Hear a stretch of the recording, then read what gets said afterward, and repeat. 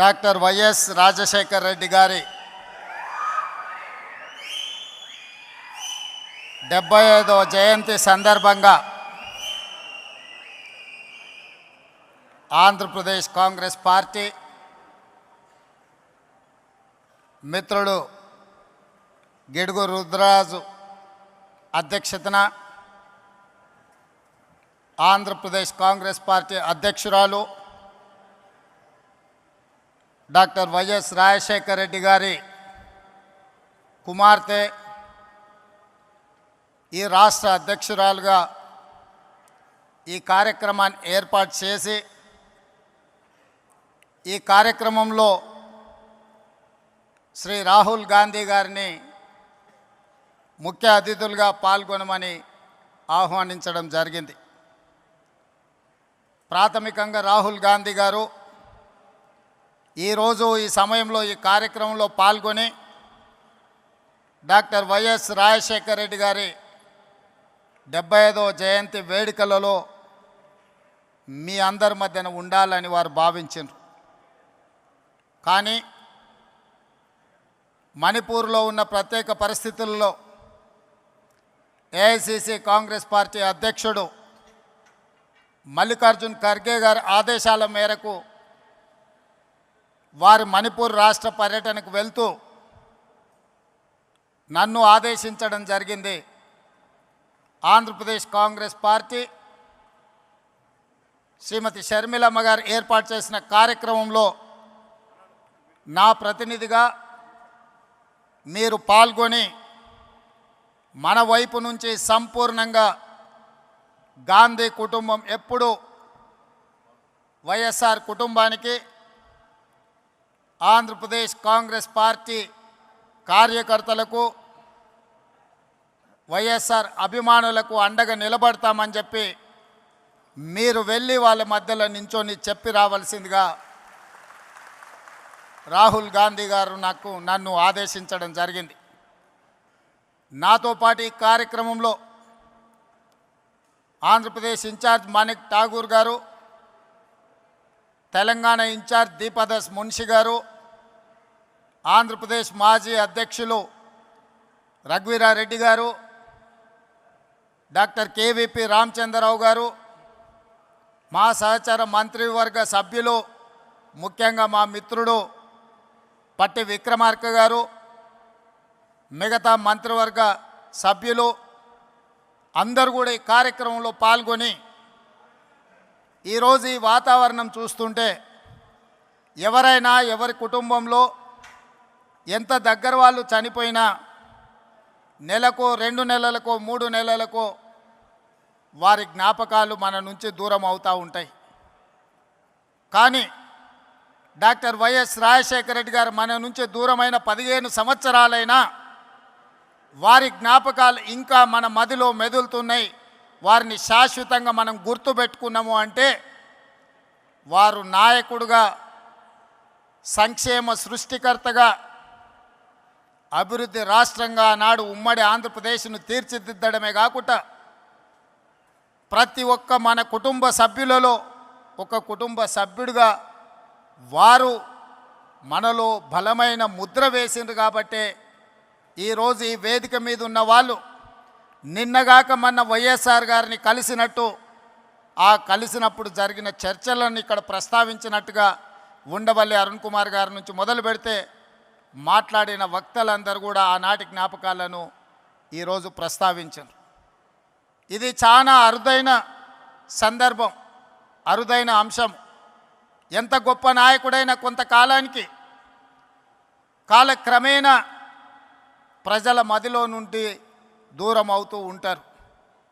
కానీ doctor YS Rajasekhara Reddy గారి కాలం గడిచిన కొద్దీ, సంవత్సరాలు పోయిన కొద్దీ ఇంకా బలంగా పేదవాళ్ళ మదిలో, పేదవాళ్ళ గుండెల్లో ఇప్పటికీ గుర్తుండిపోయే విధంగా వారు ఉన్నారు అనంటే, వారు ఉన్నప్పటికంటే ఈరోజు వారు లేని లోటు మనందరికీ కనిపిస్తుంది. కొన్నిసార్లు వ్యక్తులు ఉన్నప్పుడు వాళ్ళ గొప్పతనం మనకు అర్థం కాదు. కొన్నిసార్లు వాళ్ళు మనకు దూరం అయినప్పుడు, మనం వాళ్ళని కోల్పోయినప్పుడు వాళ్ళ విలువ తెలుస్తుంది. ఈరోజు రెండు రాష్ట్రాలలో సంక్షేమమైన అభివృద్ధి అయినా ప్రజలతో మమేకమైన నాయకుడి గురించి చర్చ జరిగినప్పుడల్లా రాజశేఖర రెడ్డి గారు లేని లోటు ఈ సమాజం గమనిస్తుంది, ఈ సమాజం చర్చించుకుంటుంది. అందుకే ఈరోజు పార్టీగా ఆంధ్రప్రదేశ్లో కాంగ్రెస్ బలహీనంగా ఉన్న రాజశేఖర రెడ్డి గారి అభిమానులకు ఈ రాష్ట్రంలో కొదవలేదు, తెలంగాణలో కొదవలేదు. ఈరోజు అక్కడైనా ఇక్కడైనా లక్షలాదిగా వైఎస్ఆర్ అభిమానులు ఉన్నారు అని అంటే వారు బలమైన ముద్ర మనకు వారు ఇచ్చిండ్రు. ఇక్కడ వేదిక మీద ఉన్న మిత్రులందరికీ అధికారంలో ఉన్నప్పుడు కానీ కాంగ్రెస్ పార్టీలో ఉన్నప్పుడు కానీ వాళ్లకు ఒకే రకమైన అనుభవాలు ఉన్నాయి. నాకు మాత్రం భిన్నమైన అనుభవం ఉంది వైఎస్ఆర్ గారితో.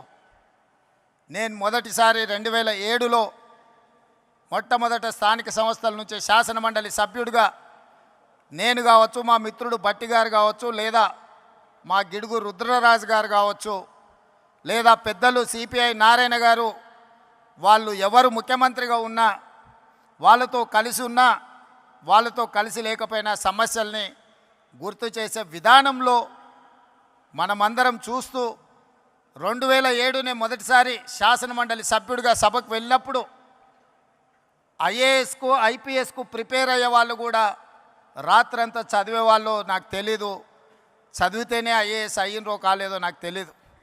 కానీ శాసనమండలి సమావేశాలు వస్తున్నాయి అని అంటే సమస్యల్ని ప్రస్తావించాలని, సమస్యల లోతులను తడమాలని, వైఎస్ఆర్ దృష్టిని ఆకర్షించాలని, వైఎస్ఆర్ గారి ముందల బలమైన వాదనను వినిపించాలి అని రాత్రంతా చదువుకొని ఉదయం సరాసరి శాసనమండలికి వెళ్ళి వారి ముందు చాలా విషయాలను, ప్రభుత్వం తీసుకుంటున్న సంక్షేమ అభివృద్ధి కార్యక్రమాలను ప్రస్తావించి బలమైన వాదనను వినిపించేది.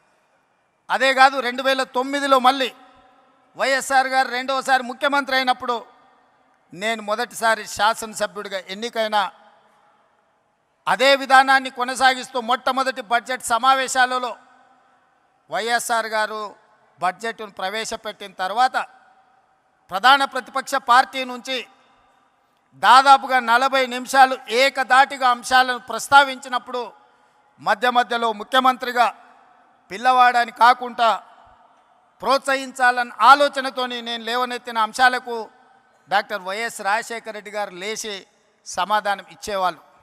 పక్క నుండి నాకు తెలిసి శైలజనాథ్ గారు అనుకుంటా, ఆయన అట్లానే మాట్లాడుతుంటాడు. సార్ మనం రిప్లై ఇస్తే ఇంకెక్కువ మాట్లాడతాడు, మనం చెప్పకపోవడమే మేలేమో అని చెప్పిండు అనుకుంటున్నాను నాకు గుర్తున్నంత వరకు చెవిలా. కానీ వైఎస్ఆర్ గారు ఏమన్నారంటే, కొత్తగా సభలోకి వచ్చిన సభ్యులు అవగాహనతో మాట్లాడుతున్నప్పుడు మనం సమాధానం ఇవ్వడం ద్వారా వాళ్ళని ప్రోత్సహించాలి, తద్వారా నాయకత్వం బలపడుతుంది అని చెప్పి వైఎస్ఆర్ గారు ఆనాడు మాట్లాడినరు. ఈరోజు తెలంగాణ రాష్ట్ర ముఖ్యమంత్రిగా సభానాయకుడిగా నేను అక్కడ కూర్చున్నప్పుడు మొట్టమొదట గుర్తు చేసుకున్నది వైఎస్ఆర్ గారు ఆ రోజు మాట్లాడిన విషయం. ఎవరైనా సభ్యులు సభలో కొత్తగా వచ్చినా కూడా వాళ్ళ అంశాలను ప్రస్తావించినప్పుడు వాటిని వినాలి, కొత్త సభ్యులు మాట్లాడుతున్నట్టు సభలో కూర్చోవాలి, ప్రభుత్వం వైపు నుంచి సమాధానం చెప్పడం అనేది అది మన బాధ్యత, నాయకుడి యొక్క లక్షణము అని చెప్పి వైఎస్ఆర్ నుంచి నేర్చుకున్న అనుభవం మాకున్నది. పాలకపక్షంలో ప్రభుత్వంలో సంక్షేమం అభివృద్ధే కాదు, ప్రతిపక్షంలో ఉన్నప్పుడు మన పట్ల వైఎస్ఆర్ గారు వ్యవహరించిన తీరు కూడా ఈరోజు మనం ఆదర్శంగా తీసుకోవాల్సిన అవసరం ఉన్నది. ఏదైనా ముఖ్యంగా కమ్యూనిస్టు సోదరులు కావచ్చు, ప్రతిపక్షాలు కావచ్చు, ప్రజల తరఫున అంగన్వాడీ వర్కర్స్ కావచ్చు, ఆశా వర్కర్లు కావచ్చు, రిక్షా కార్మికులు కావచ్చు, చిన్న చిన్న కార్మిక సంస్థల నుంచి కూడా ఏదైనా రిప్రజెంటేషన్ తీసుకెళ్ళినప్పుడు సాయంత్రం 4 గంటల నుంచి 6 గంటల వరకు ప్రతిపక్షాలతో, కార్మిక సంఘాలతో, రైతు కూలీ సంఘాలతో డాక్టర్ వైఎస్ రాజశేఖర రెడ్డి గారు సమయం ఇచ్చి వాళ్ళు ఇచ్చే విజ్ఞప్తులు తీసుకొని ఆ సమస్యల్ని పరిష్కరించేటందుకు ప్రయత్నం చేసేవాడు. ఉదయం ప్రజలు ఎవరు వచ్చినా ప్రజా దర్బార్లో వాళ్ళు ఇచ్చే విజ్ఞప్తులు తీసుకునేవాడు. ఆ విధంగా ప్రతిపక్ష నాయకుడిగానే కాదు, రాష్ట్ర ముఖ్యమంత్రిగా నాడు వారు ఒక చెరగని ముద్ర వేసిండ్రు. కాబట్టి ఈరోజు వేలాదిగా మీరు ఈరోజు ఇక్కడికి వచ్చి రాజశేఖర రెడ్డి గారి 75వ జయంతిలో మీరందరూ పాల్గొన్నారు. ఇవాళ ఈ రాష్ట్రంలో ప్రత్యేకమైన పరిస్థితులు ఉన్నాయి. దేశంలో ఏ రకమైన పరిస్థితులు ఉత్పన్నమైనవో ఈ రాష్ట్రంలో కూడా అలాంటి పరిస్థితులే ఉన్నాయి.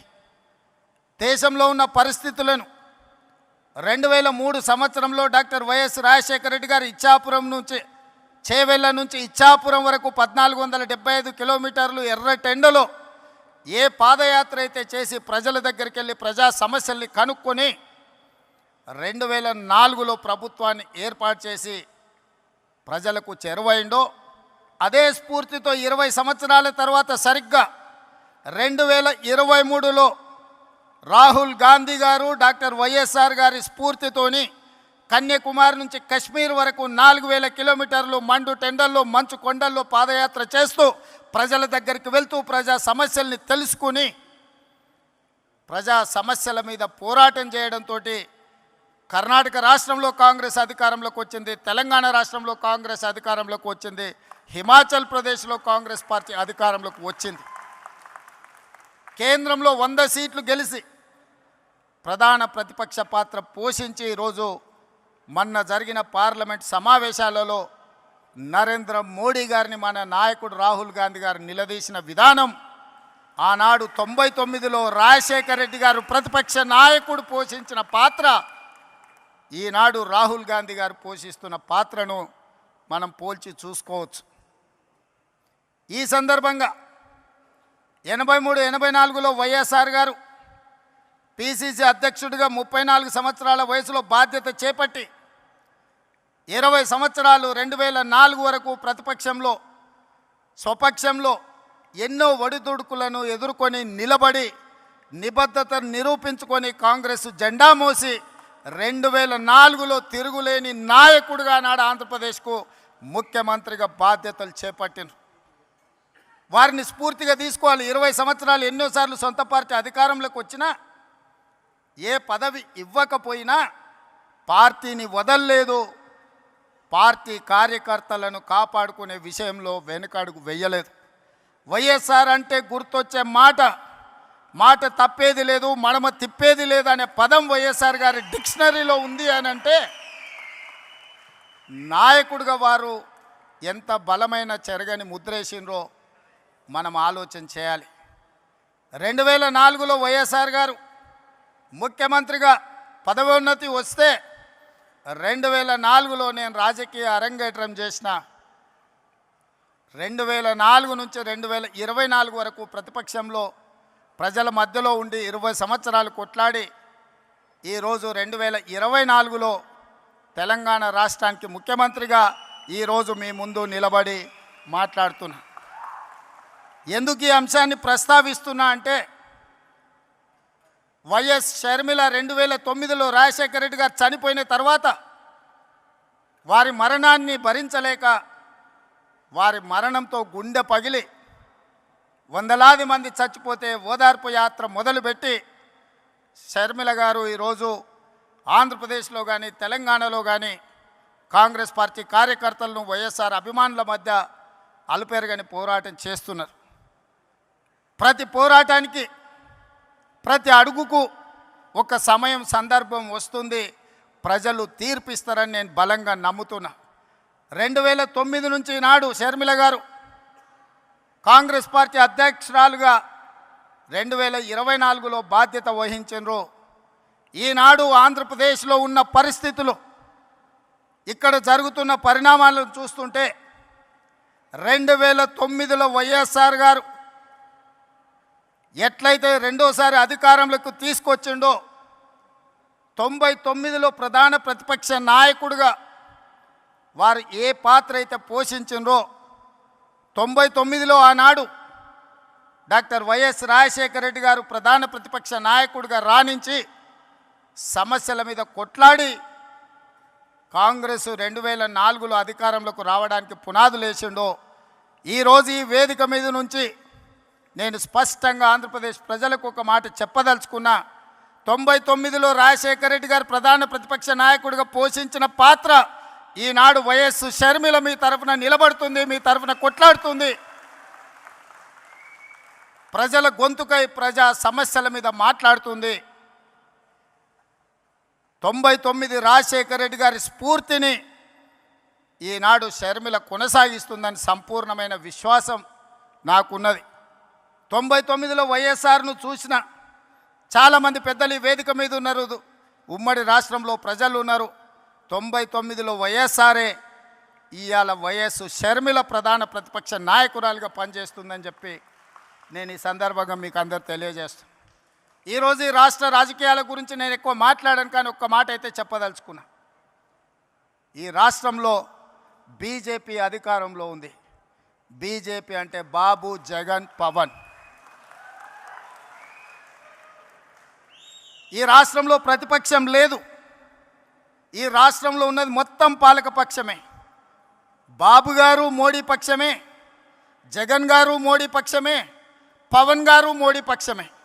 మరి అంతా పాలక పక్షమైనప్పుడు ప్రతిపక్ష పాత్ర ప్రజా సమస్యల మీద మాట్లాడాలి, నిలదీయాలి, కొట్లాడాలి అని అంటే ఒక నాయకులు కావాలి. ఆ నాయకురాలే వైఎస్ షర్మిల.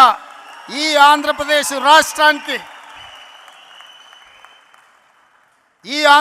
రాష్ట్రానికి ప్రజల పక్షాన, బడుగు బలైన దళిత గిరిజన మైనారిటీ మహిళల పక్షాన నిలబడి కొట్లాడేది, నిలబడి మాట్లాడేది, ఢిల్లీతో నిలబడి కలబడేది వైఎస్ షర్మిల. షర్మిల గారి నాయకత్వంలో మీరు పనిచేయండి. తప్పకుండా 2029లో రాజశేఖర రెడ్డి గారు ఏ విధంగా అయితే 1984లో ప్రస్తావన మొదలుపెట్టి 2004లో 20 సంవత్సరాలు కొట్లాడి ఆనాడు ఉమ్మడి ఆంధ్రప్రదేశ్కు ముఖ్యమంత్రి అయిండు. 2009లో ఈ ప్రస్థానం మొదలుపెట్టి 2029లో ఆంధ్రప్రదేశ్ రాష్ట్రానికి వైఎస్ షర్మిల ముఖ్యమంత్రి అవుతుంది.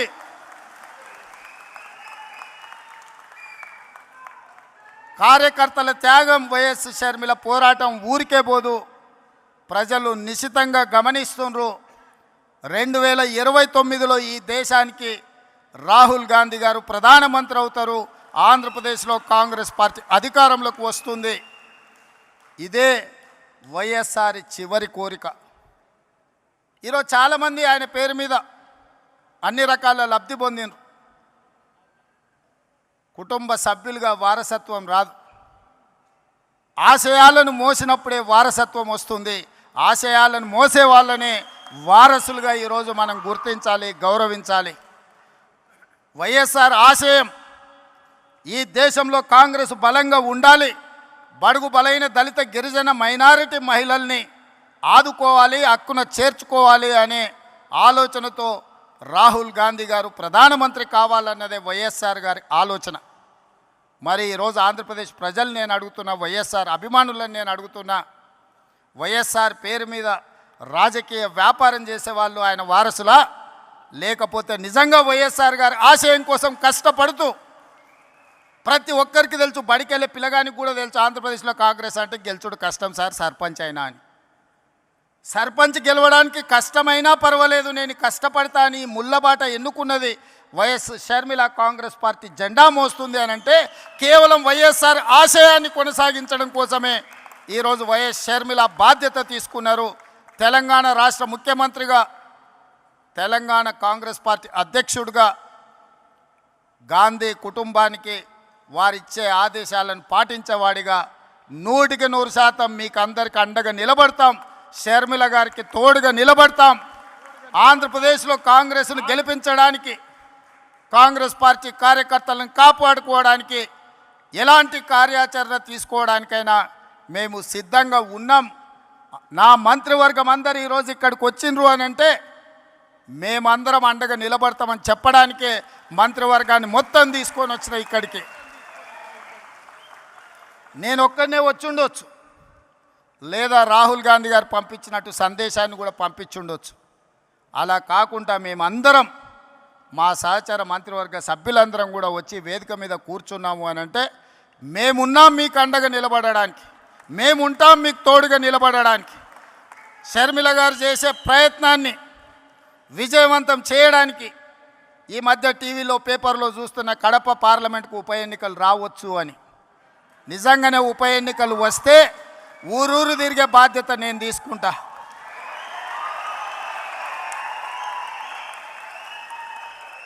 కడప పౌరుషాన్ని ఢిల్లీకు చాటే సందర్భం వస్తే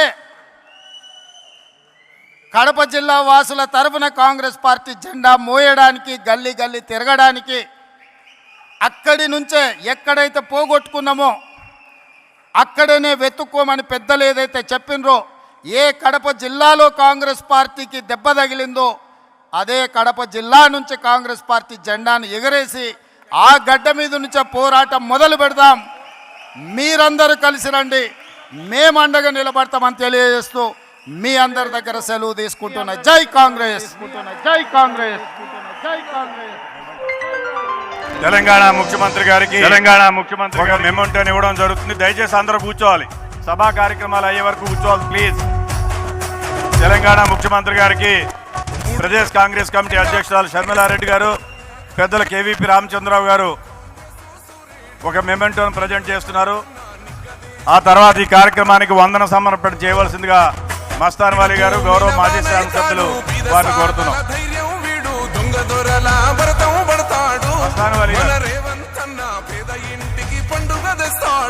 సభాధ్యక్షులు సిడబ్ల్యూసి మెంబర్ పెద్దలు గిడుగు రుద్రరాజు గారికి, మరి ప్రజానాయకుడు దివంగత ముఖ్యమంత్రి